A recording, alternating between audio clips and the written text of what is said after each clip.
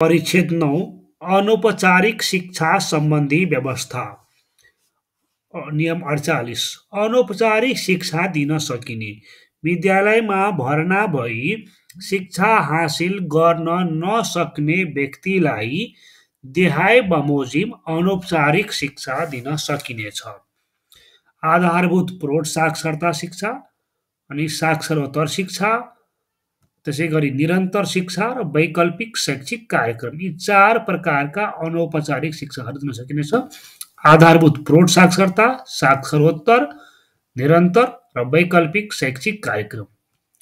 उपनियम 1 बमोजिम दिइने अनौपचारिक शिक्षाको पाठ्यक्रम तथा पाठ्यपुस्तक राष्ट्रिय पाठ्यक्रम विकास तथा मूल्याङ्कन परिषदबाट स्वीकृत भए बमोजिम हुनेछ। आधारभूत प्रौढ साक्षरता शिक्षा साधारणतया 15 वर्षदेखि 45 वर्षसम्मका निरक्षर व्यक्तिलाई आधारभूत प्रौढ साक्षरता दिइनेछ। 2 आधारभूत प्रौढ साक्षरता शिक्षाको सञ्चालन अवधि साधारणतया 6 महिनाको हुनेछ। साक्षरोत्तर शिक्षा आधारभूत प्रौढ साक्षरता शिक्षा पूरा गरिसकेका व्यक्तिलाई साक्षरोत्तर शिक्षा दिइनेछ। साक्षरोत्तर शिक्षा सञ्चालन अवधि साधारणतया 3 महिनादेखि 6 महिनासम्मको हुनेछ। निरन्तर शिक्षा साक्षरोत्तर शिक्षा पूरा गरिसकेका व्यक्तिलाई निरन्तर शिक्षा दिइनेछ। साक्षरोत्तर शिक्षाको सञ्चालन अवधि मन्त्रालयले तोके बमोजिम हुनेछ। वैकल्पिक शैक्षिक कार्यक्रम विद्यालयमा अध्ययन नगरेका वा अध्ययन गरी बीचैमा छोडेका बालबालिकाको लागि विद्यालयको पाठ्यक्रमको आधारमा तयार पारिएको पाठ्य सामग्री प्रयोग गरी वैकल्पिक शैक्षिक कार्यक्रम सञ्चालन गर्न सकिनेछ।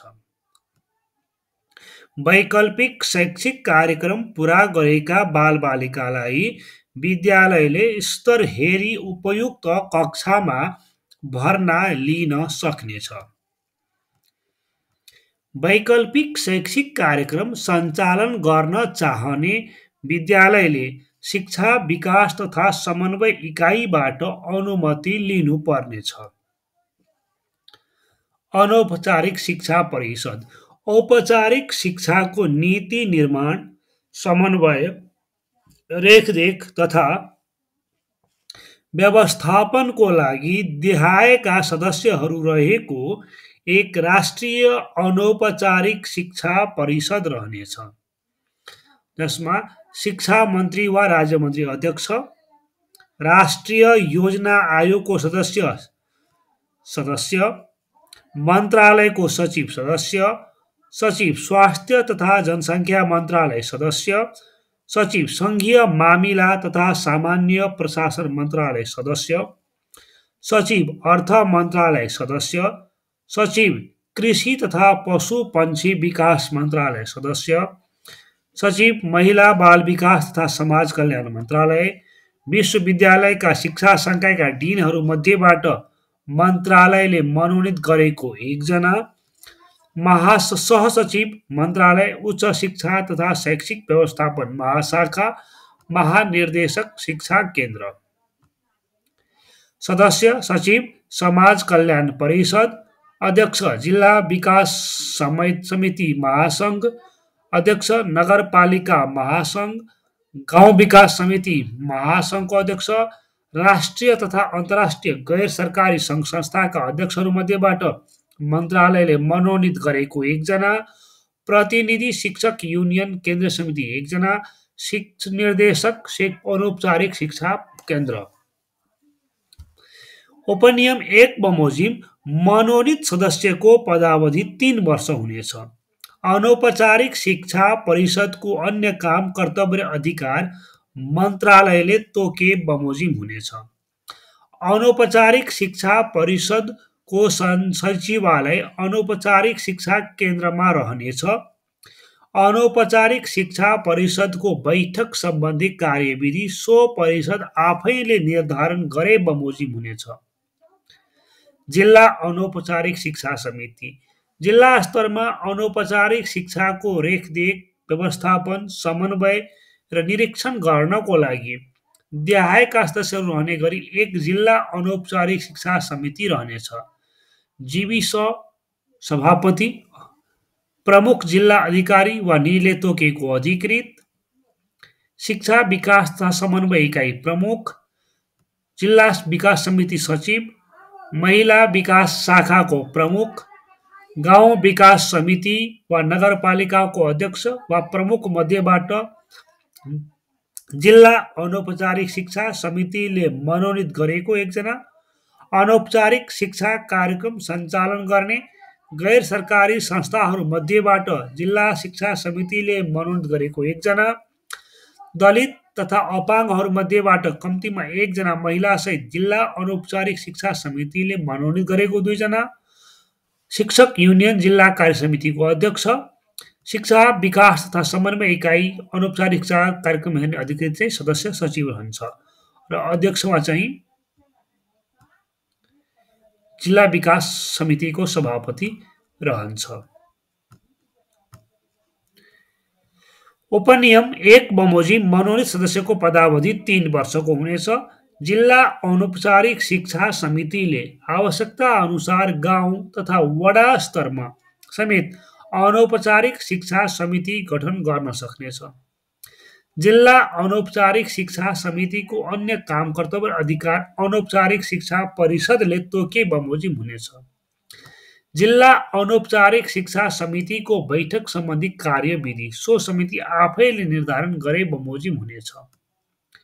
अनौपचारिक शिक्षा सञ्चालन गर्न सक्ने कुनै संस्थाले अनौपचारिक शिक्षा सञ्चालन गर्न चाहेमा सम्बन्धित गाउँ विकास समिति वा नगरपालिकाको सिफारिस सहित स्वीकृतिको लागि जिल्ला अनौपचारिक शिक्षा समिति समक्ष निवेदन दिनु पर्नेछ।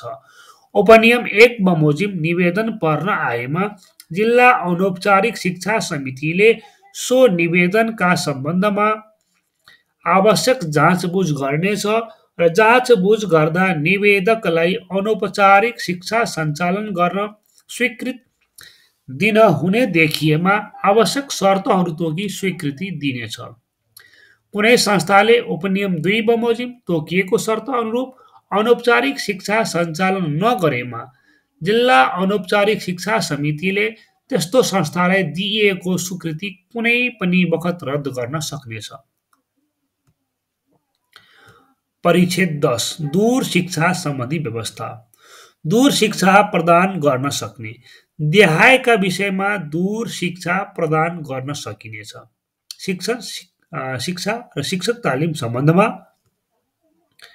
विद्यालय शिक्षा सम्बन्धमा, खुला शिक्षा सम्बन्धी अन्य कार्यक्रमका सम्बन्धमा दूर शिक्षा समिति दूर शिक्षा सम्बन्धी नीति निर्माण, समन्वय, रेखदेख तथा व्यवस्थापन गर्नका लागि देहायका सदस्यहरू रहेको एक दूर शिक्षा समिति रहनेछ।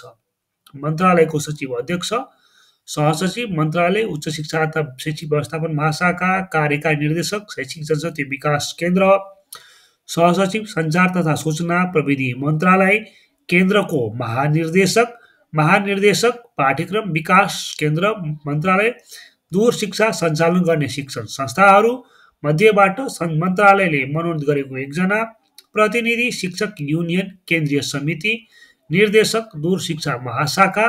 उपनियम 1 बमोजिम मनोनित सदस्यको पदावधि 3 वर्षको हुनेछ। दूर शिक्षा समितिको सचिवालय शैक्षिक जनशक्ति विकास केन्द्रमा रहनेछ। दूर शिक्षा समितिको बैठक सम्बन्धी कार्यविधि सो समिति आफैले निर्धारण गरे बमोजिम हुनेछ। दूर शिक्षा समितिको काम कर्तव्य र अधिकार। दूर शिक्षा समितिको काम कर्तव्य र अधिकार देहाय बमोजिम हुनेछ। दूर शिक्षा सम्बन्धमा नीति निर्माण गर्ने, दूर शिक्षा सम्बन्धी कार्यक्रम तर्जुमा गरी कार्यान्वयन गर्ने, दूर शिक्षा प्रदान गर्ने शिक्षण संस्थालाई सम्बन्धन दिने, दूर शिक्षा सम्बन्धमा समकक्षता निर्धारणको व्यवस्था मिलाउने, स्वीकृत पाठ्यक्रमको आधारमा दूर शिक्षाको पाठ्य सामग्री स्वीकृत गर्ने, दूर शिक्षा प्रदान गर्ने संस्थाको निरीक्षण तथा मूल्याङ्कन गर्ने, दूर शिक्षाको माध्यमबाट उच्च शिक्षा प्रदान गर्ने सम्बन्धमा अध्ययन अनुसन्धान व्यवस्था गर्ने, दूर शिक्षाको परीक्षा सम्बन्धी आवश्यक व्यवस्था मिलाउने, दूर शिक्षा सम्बन्धी अन्य काम गर्ने, दूर शिक्षा सम्बन्धी पाठ्यक्रम तथा पाठ्य लेखन मूल्याङ्कनको पारिश्रमिक निर्धारण गर्ने, दूर शिक्षा सञ्चालन गर्न सक्ने। कुनै संस्थाले दूर शिक्षा सञ्चालन गर्न चाहेमा स्वीकृतिको लागि शैक्षिक जनशक्ति विकास केन्द्र मार्फत दूर शिक्षा समिति समक्ष निवेदन दिनुपर्नेछ। उपनियम 1 बमोजिम निवेदन पर्न आएमा दूर शिक्षा समितिले सो निवेदनका सम्बन्धमा आवश्यक जाँचबुझ गर्नेछ र जाँचबुझ गर्दा निवेदकलाई दूर शिक्षा सञ्चालन गर्न स्वीकृति दिन मनासिब देखिएमा आवश्यक शर्त तोकी स्वीकृति दिन सक्नेछ। कुनै संस्थाले उपनियम 2 बमोजिम तोकिएको शर्त अनुरूप दूर शिक्षा सञ्चालन नगरेमा दूर शिक्षा समितिले त्यस्तो संस्थालाई दिएको स्वीकृति कुनै पनि बखत रद्द गर्न सक्नेछ।